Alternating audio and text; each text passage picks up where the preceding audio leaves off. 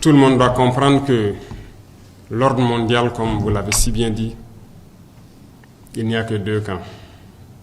Et chacun devra choisir son camp.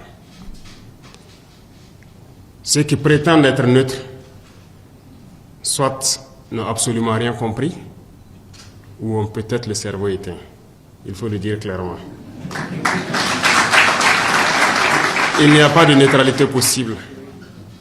Il y a les oppresseurs et il y a les opprimés. Et en tant que révolutionnaire, un révolutionnaire aime tous les peuples. Merci donc à vous qui êtes venus du continent européen, américain, un peu partout, pour nous soutenir, parce que la cause de Thomas Sankara, certes, le 15 octobre 1987, on a cru avoir assassiné l'homme et ses idées. On a tenté de détruire toutes les archives, même en passant par notre télévision nationale. Les gens ont essayé de détruire tout ce qui pouvait exister. Ils sont témoins, vous pourrez passer à la RTB les demander. Toutes les boîtes d'archives ont été vidées, essayer d'effacer totalement les faits de Thomas Sankara. Dieu merci, certains ont pu conserver beaucoup de choses de lui. Aujourd'hui, plus que jamais, on se rend compte que l'homme, oui, la chair s'en est allée, mais l'esprit demeure sur le monde. Et le combat continue.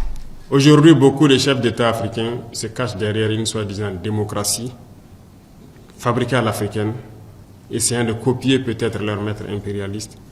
Mais aujourd'hui, la démocratie montre ses limites. Elle s'est développée, elle atteint son apogée. Aujourd'hui, elle est en déclin. Ça, il faut le reconnaître. Il faut que nous arrivions à fabriquer notre modèle. Et notre modèle, c'est africain. Et tel qu'ils le disent, si la signification du mot démocratie est telle qu'ils le disent, c'est que c'est né en Afrique. Alors, ici, nous avons notre manière de voir les choses. Il faut que nous redevenions africains et que nous acceptons de vivre africains. Comme disait le camarade président Thomas Sankara, c'est la seule manière de vivre libre et de vivre digne. Qu'à partir de maintenant, partout où nous sommes, que nous puissions faire passer le message de notre histoire, d'où nous venons, qu'est-ce que nous faisons aujourd'hui, pourquoi le monde est ainsi fait, pour que les gens puissent comprendre, emboîter le train de la révolution et qu'on puisse avancer vers un développement harmonieux, vers une Union africaine réelle. Car cette Union africaine, qu'on le dit aujourd'hui de façade, on ne la sent pas. Il n'y a pas d'union. Le continent est déchiré par des guerres, tout cela par la manipulation des impérialistes. Ils ne veulent que nous voir déchirés, nous entretuer pendant qu'on pille nos richesses. Pendant que sur le continent, nos frères peut-être qui n'ont encore rien compris, nous disent qu'on parle trop. Et souvent, ce sont ces soi-disant intellectuels qui n'ont peut-être pas compris, qui ont été totalement formatés par le système occidental, par le système impérialiste, qui trouvent qu'on parle trop. Parce qu'ils ne peuvent pas comprendre et percevoir le message qu'on passe. Malheureusement, c'est leur faiblesse aussi. Mais nous devons continuer à parler. Nos jeunes doivent se réveiller. L'Afrique ne demande que ça. Produire, transformer et consommer. Et nous allons continuer à encourager ces genres d'initiatives.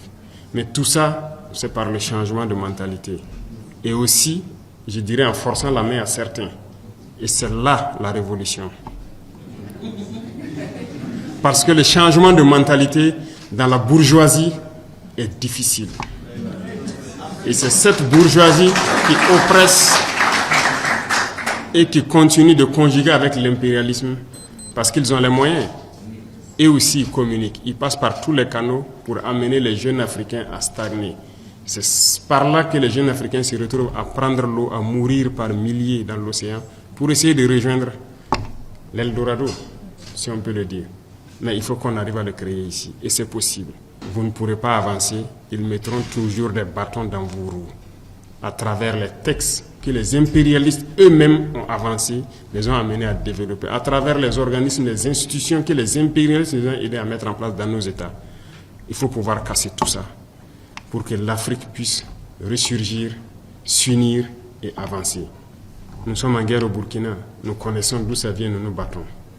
Mais quand nous regardons l'histoire de certains pays, ça nous déchire encore plus le cœur. Le Soudan, le Congo, bref, il y en a assez. où des gens meurent par milliers, des frères se déchirent par longueur de journée. Ici, ce sont des individus manipulés par l'impérialisme qui sont assis de l'autre côté, qui les envoient un peu d'argent, du carburant, des armes, des munitions, et ils tuent leurs frères.